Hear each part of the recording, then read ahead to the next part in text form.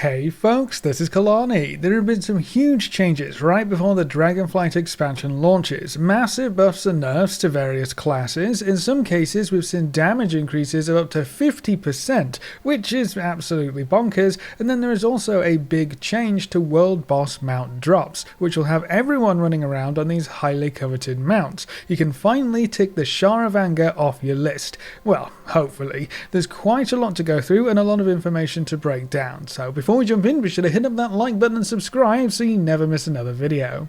Let's kick things off with those big class buffs and nerfs, because these are going to be some of the last changes that we'll see before the Dragonflight expansion goes live for real, or at the very least, they're the largest changes we're going to see. So with all of these changes, because there's a lot of things kind of mixed in here, anything marked in gold is the new for retail server changes. Some of these changes have been on the beta servers for a few days, and some of them are brand new for this build, so just keep that in mind. Anything that creeps in here that's in blue text, that's actually a buff or nerf or just a change that has happened in the past. So it's just the gold stuff that we're interested in here. We're going to go through them in alphabetical order as per usual, so we're starting with the Death Knights. Blood has seen some massive buffs in here, almost across the board by the looks of things. We have 15% increases, 20% increases. You're going to be dealing a lot more damage with these changes in place. There was a slight nerf to the Voracious talent to reduce Death Strike healing and leech, as well as a specific nerf for Death Strike healing from improved Death Strike, so I guess they don't want you healing quite as much as before, but apart from that, lots and lots of damage buffs. Moving on to the Demon Hunters, Sigil of Flame damage was buffed for both specs, but Havoc has actually seen a few nerfs. It's not too bad, thankfully, just a slight tap on Demonic Ward's damage reduction, as well as the Accelerating Blade damage bonus. Havoc has been doing very well from what I've seen, so I'll be interested to see how that translates over to Dragonflight Season 1.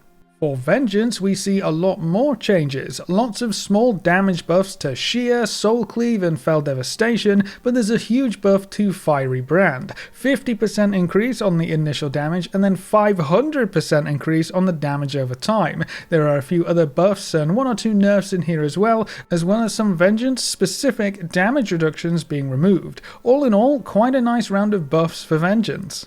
Then we come to the Druids, which is a super mixed bag once again. Man, Druids just can't catch a break this time, hey? For balanced Druids, Starfall damage reduced by 30%, so that's another nerf for Starfall. Starfire damage reduced by 15%, Astral Power Generation was increased slightly, and then we've also got a bug fix. Another nerf to Starfall is kind of hilarious at this point. Hopefully, balanced Druids are actually still going to do some damage by the time Dragonflight arrives, but they're going to need to, stop nerfing it time and time again. And then we have some massive changes for Guardian. There are some nice quality of life additions, some extra benefits for healing, and some talents have been improved, but then we come to the big buffs. Pulverized damage increased by 40%, Reinforced Fur's additional armor was doubled, and all Guardian damage spells, excluding Moonfire, have been increased by 50%. Almost a 50% increase across the board for all Guardian Druid damage. I mean, it's not the big change up that Guardian was hoping for. I know they still really looking for some of those talent changes and move arounds, but it's definitely a massive buff.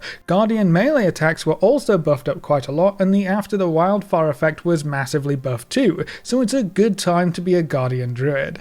And then there's also a couple of changes here for Resto Druids, mostly buffs by the looks of things, including a buff to regrowth healing. Moving on, we come to the Hunters. Beast Mastery had a couple of bug fixes, but the main changes come through for Marksmanship, who saw some pretty good buffs to their main damaging abilities. Rapid Fire, Aimed Shot and Kill Shot were all buffed up, so hopefully MM feels a bit beefier with these changes in play.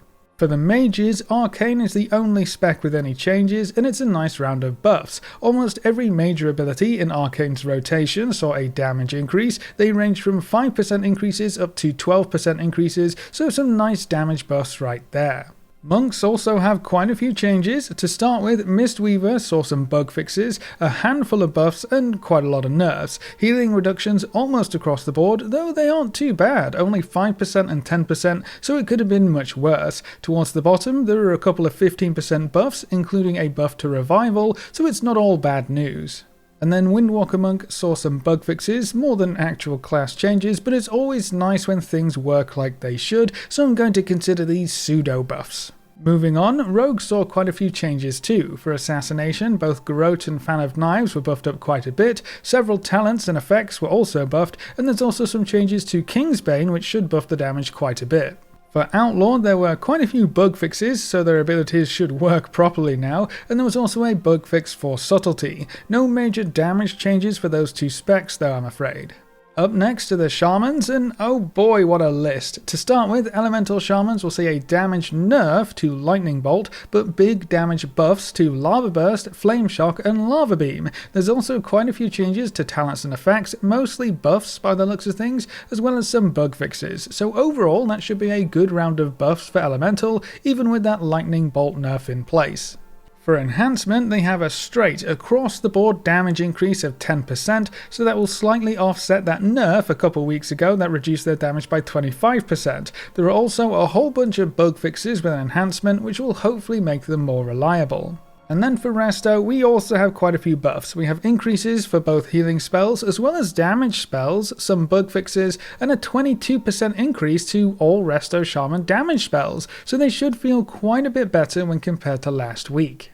And then last but not least we come to the Warriors. Arm saw some small changes, Execute got nerfed, Mortal Strike got buffed, as well as a lot of talent changes. Some buffs, some nerfs, so hopefully it all balances out eventually. Fury saw some minor buffs to Whirlwind damage effects and passives.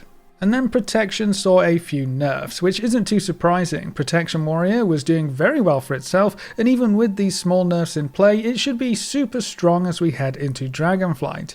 Now remember, if your class or spec wasn't on this list, that just means no significant changes happened during this patch update. It's worth noting that tuning changes will still happen after the expansion launches, especially in the week where the raid opens up and everyone starts gearing up very quickly. Large outliers should be addressed quite quickly, so if you're doing 2 times the damage of other folks, you're probably going to get nerfed very soon after the expansion gets rolling, so just keep that in mind. Either way, there are some huge buffs and nerfs in here. Hopefully they're not too impactful on your character choices, because I feel like almost everyone will have their main locked in at this point, especially now that we can create and play around with the evokers, so we get some hands-on experience with that almost no matter who you are. But what about you? Have you decided on your main character to play for Dragonflight, and do any of these class changes affect your choice? Let me know in the comments below. And then to round out this video, Blizzard has updated the drop chances for a lot of highly sought after world boss mounts. The mounts that this change affects are the Reigns of the Heavenly Onyx Cloud Serpent from the Shah of Anger, the Son of Galleon Saddle from Galleon, the Reigns of the Cobalt Primordial Direhorn from Undasta, the Reigns of the Thundering Cobalt Cloud Serpent from Nalak, and the Solar Spirehawk from Rukmar. So pretty much every Mists of Pandaria and Warlords of Draenor world boss with a cool mount. Now the blue post relating to this update says the drop chances of all of these mounts has been greatly increased. We have no idea what greatly increased actually means, considering how low the drop rate was originally, but from the Reddit threads and forum posts that I've read so far, the drop rate seems incredibly high. So if you don't have any of these mounts yet and you want them, now is a perfect time to go kill some old world bosses. But that's all of the big class changes that just came through, as well as the little extra bonus of those world boss mount drop chance changes. So that's it for this video. How do you feel about what could be our last round of class changes before the Dragonflight expansion goes live? Were any of these buffs or nerfs too heavy-handed? And are there any classes you feel still need some love? Leave all your thoughts in the comment section below. A big thank you to all of our supporters over on Patreon and to all of our members here on YouTube. You can see the names floating by on screen. If you'd like to add your name to the end of every video with a special shout out at the start of the next video, you can find links in the description over to Patreon or click the join button just below this video. And if you want to see more videos like this, make sure to subscribe and ring that notification bell so you never miss another video. Thanks for watching folks, good luck and have fun, and as always I will see you next time.